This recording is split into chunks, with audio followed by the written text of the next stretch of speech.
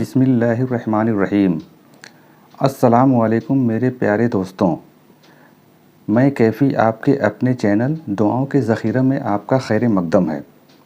زندگی میں ہر شخص کے لیے کوئی شیخ، کوئی استاد ہونا ضروری ہے۔ اس کے بہت سارے فائدے ہیں۔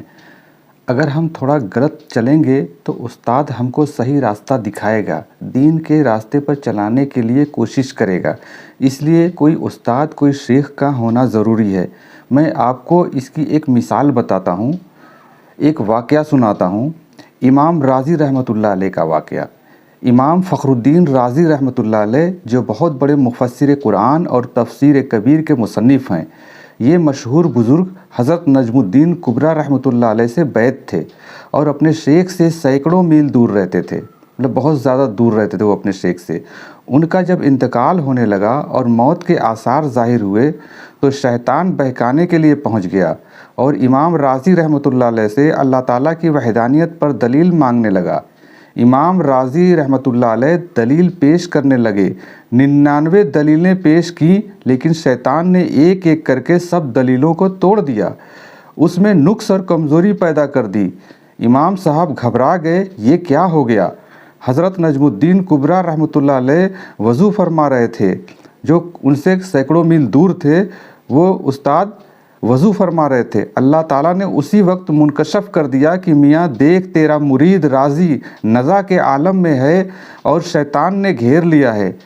حضرت نجم الدین کبریٰ رحمۃ اللہ علیہ نے زور سے لوٹے کو زمین پر مار کر کہا، اے رازی، کہہ کہ میں اللہ تعالیٰ کو ایک مانتا ہوں بغیر کسی دلیل کے۔ کہتے ہیں یہ آواز امام رازی رحمۃ اللہ علیہ کے کان میں پہنچی، انہوں نے فوراً کہا، اے شیطان، میں اللہ تعالیٰ کو ایک مانتا ہوں بغیر دلیل کے۔ اس کے بعد امام رازی رحمۃ اللہ علیہ کو موت آ گئی اور سوء خاتمہ سے بچ گئے، یعنی ایمان پر ان کا خاتمہ ہوا۔ تو اگر شیخ نہ ہوتے تو پھر ان کو ہدایت وہاں سے کیسے ملتی؟ اس لیے شیخ کا ہونا ضروری ہے۔ اور ولی اللہ کی کرامت جو ہوتی ہے یہ اللہ کی طرف سے ہوتی ہے۔ یہ نجم الدین کبریٰ کی کرامت تھی، اس میں عقل کے گھوڑے نہ دوڑانا۔ دیکھو استاد جو ہوتا ہے اس کی پیروی کرنا ضروری ہے۔ قرآن مجید میں حضرت یوسف علیہ السلام کے قصے میں اللہ تعالیٰ فرماتے ہیں، وَلَمَّا فَصَلَتِ الْعِیرُ قَالَ أَبُوهُمْ إِنِّي لَأَجِدُ رِیحَ يُوسُفَ لَوْلَا أَن تُفَنِّدُونِ۔ وَلَمَّا فَصَلَتِ الْعِیرُ، جب حضرت یوسف علیہ السلام کی قمیض لے کر مصر سے قافلہ چلا تو ہزاروں میل دور حضرت یعقوب علیہ السلام فرما رہے ہیں، إِنِّي لَأَجِدُ رِیحَ يُوسُفَ لَوْلَا أَن تُفَنِّدُونِ، مجھے یوسف کی خوشبو آ رہی ہے۔ اگر تم لوگ مجھے سٹھیایا ہوا نہ سمجھو تو میرے دوستو یہ ہوائیں بھی اللہ تعالیٰ کے تابع ہیں، وہ اگر چاہے تو ایک ایک لفظ کو دنیا کے کونے کونے میں پہنچا دے۔ جیسے آج موبائل ہے، فون ہے، ایک کونے سے دوسرے کونے تک آواز پہنچ جاتی ہے، تو اللہ تعالیٰ اپنے ولیوں کے ذریعے کرامت دکھاتے ہیں اور ان کی بات کو ہزاروں کلومیٹر دور بھی ان کے مریدین کو پہنچا دیتے ہیں اور وہ سن بھی لیتے ہیں۔ ابراہیم علیہ السلام آواز لگا رہے ہیں کہ لوگوں حج کرو، تو پوری دنیا میں حضرت ابراہیم علیہ السلام کی آواز گونجی۔